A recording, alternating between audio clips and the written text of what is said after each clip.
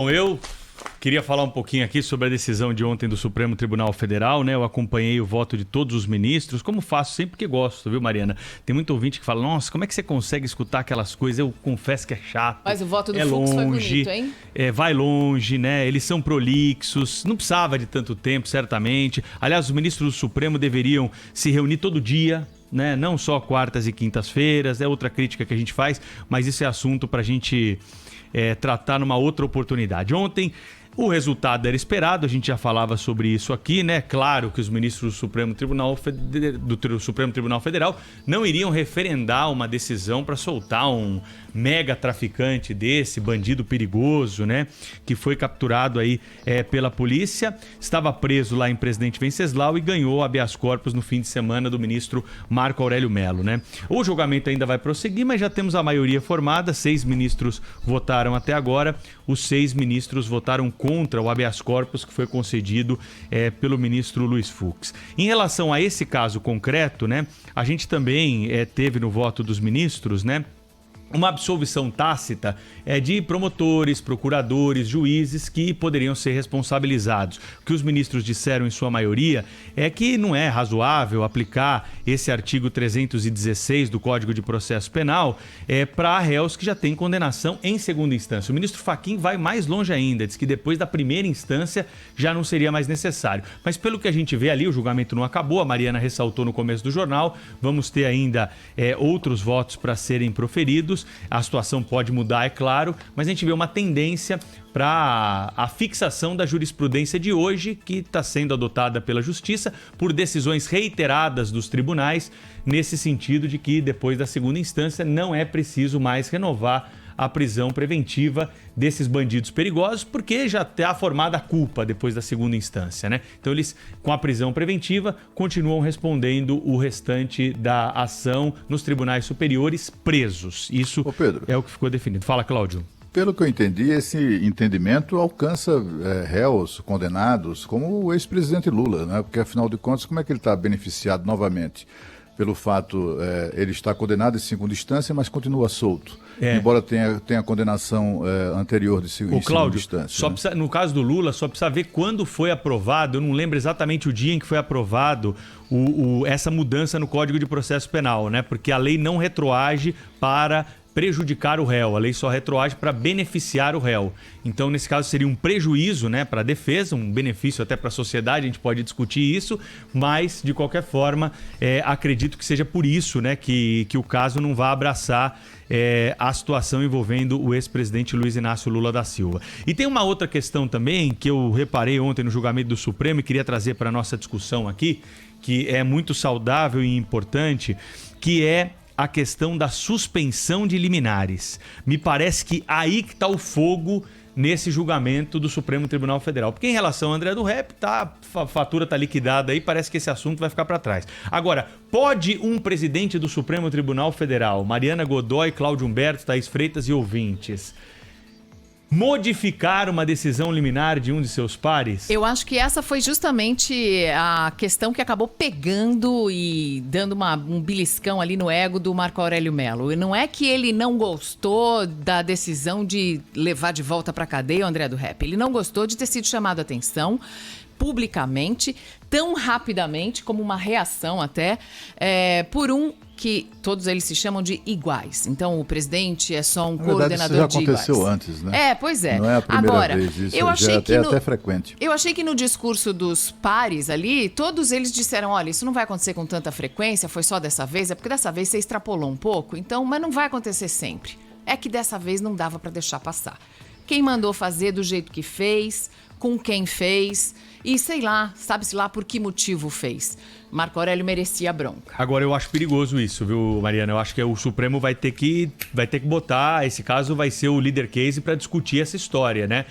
Porque não dá para um ministro do Supremo. Nesse caso aí, foi uma situação excepcional. Até eu aplaudi a decisão do ministro Fux, porque sou totalmente contra a permanência desse André do Rep em liberdade. Agora, é perigoso você dar um poder excessivo ao ministro. Os ministros estão em par de igualdade. São 11 Supremos, né? Mas São acho 11 que Supremos. O perigoso é a gente ter ali decisões tão diferentes sendo tomadas pela Suprema Corte. Monocraticamente. Isso é uma também absoluta insegurança jurídica. É a tal da história de você ficar impetrando habeas corpus até cair naquele ministro que já em decisões anteriores se mostrou mais favorável a dar aquela decisão que você quer. Não foi isso que aconteceu agora no caso do André Del Rep? Não Foi. tentaram 8 vezes antes de cair com o Marco Aurélio? Isso é uma loucura do sistema judiciário brasileiro. Não pode ser dessa forma.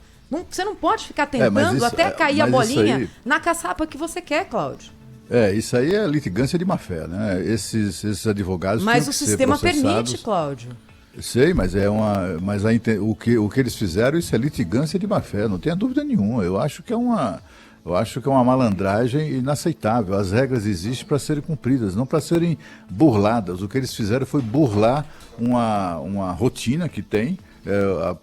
Qualquer pessoa entra com a ação no Supremo Tribunal Federal, aquilo ali tem um sistema randômico de sorteio eletrônico, né, que ninguém controla e que vai para determinado ministro. Aí o cara entra lá com a ação, não vai para o ministro que ele quer, ele desiste da ação, entra de novo, aí novo sorteio, vai para outro ministro que... Entendeu? Isso não pode fazer. Aquilo ali não é roleta de cassino, tem que... Eu acho que isso aí não pode sair barato, né? Acho que foi uma malandragem que é inaceitável, porque afinal de contas todo mundo vai fazer isso agora. A gente sabe como é que funciona o Supremo, são 11 instituições, cada ministro tem uma, entre aspas, escola diferente, tem os garantistas, tem não sei o que e tal. O ideal é que o meu caso venha a ser julgado pela ministra Carmen Lúcia, ou Rosa Weber, ou pelo ministro Lewandowski, sei quê, e fica lá, né, na portaria do Supremo, com um monte de ações, de cópias de ações, entra com uma, protocola, vai para o sorteio e caiu na mão do Fux. Esse aí não, esse aí é rigoroso. Então, desiste da ação. Não pode, sabe? Esse tipo, a regra é uma vulnerabilidade. Claro que sim, mas assim, as regras existem para ser respeitadas, não para serem burladas, né? Acho que é algo que o Supremo precisa agir com rigor e com rigidez, né? E com a rapidez que o caso exige. E por que não? Essa história de o presidente do Supremo reformar decisões de um outro ministro,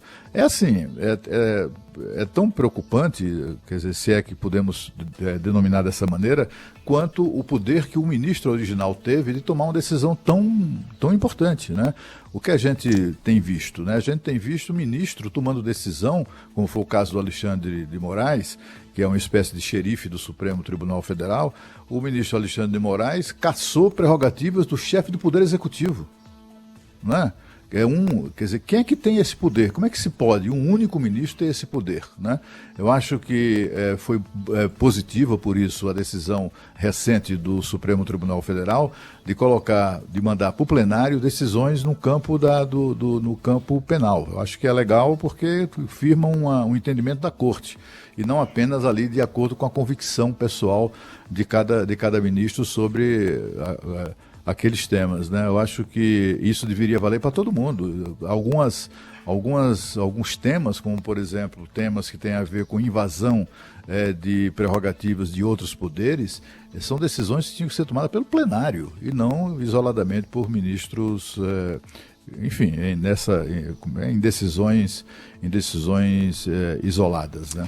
E tá tão mais fácil hoje, né, com essa questão, né, do encontro remoto dos ministros do Supremo Tribunal Federal, né? A gente viu ontem a sessão, cada ministro aí na sua casa. Será que o pendurador de capa vai perder o emprego, Pedro? Mas eles estão usando, né? Eles estão usando a toga mesmo em casa. Acho que cada um vai ter que ter um agora. E aí você tem a possibilidade para questões urgentes de uma reunião virtual em segundos. Basta mandar lá no WhatsApp, os ministros acessarem o sistema e deliberar sobre o caso. Tenho certeza que se precisar decidir alguma coisa rapidamente, né, num fim de semana, eles não vão gastar todo o tempo que eles têm aí durante a semana, porque vão querer aproveitar o fim de semana. Talvez tenhamos votos mais curtos dos ministros, né, mais concisos pelo menos.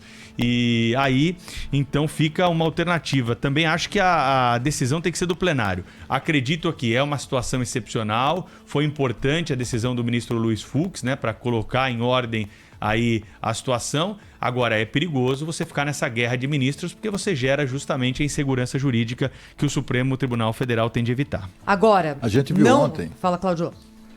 Thaís, ontem a gente viu, Mariana, Pedro, a decisão da terceira turma do Superior Tribunal de Justiça, que é uma coisa, para mim, tão grave quanto a decisão, ou tão séria, né, quanto a decisão do ministro Marco Aurélio. Né? A terceira turma decidiu, seguindo aquela regra, aquela recomendação do Conselho Nacional de Justiça, decidiu determinar a libertação, a soltura de todos os presos cuja soltura dependia de pagamento de como é que chama isso? De fiança, né? Isso pode alcançar centenas, talvez milhares de criminosos que simplesmente vão para a rua e sem nem sequer precisar pagar fiança.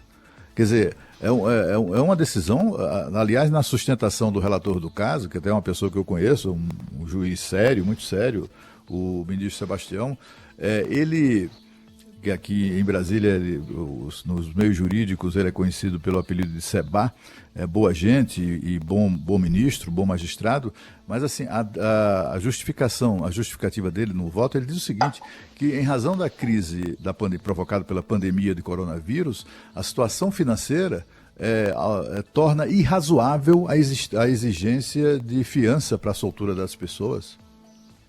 É o fim do mundo. Então vamos fazer o seguinte, faz uma fogueira e pega ali o Código Penal, o Código de Processo Penal, as leis todas e acaba com isso. Vamos legalizar logo o crime de uma vez por todas, né?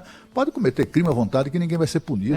Olha São que tantas coisa... as facilidades que isso assusta. Olha que coisa interessante, né, nesse ponto aí trazido pelo Cláudio dessa decisão do STJ, né? O STJ decidiu que tem que soltar presos em que foi concedida fiança e o preso não pagou a fiança. Porque não tem dinheiro ou porque a família não está conseguindo trabalhar por causa do coronavírus. Não, pode ser que ele tenha dinheiro e não pagou a fiança, continua preso. E aquele que pagou?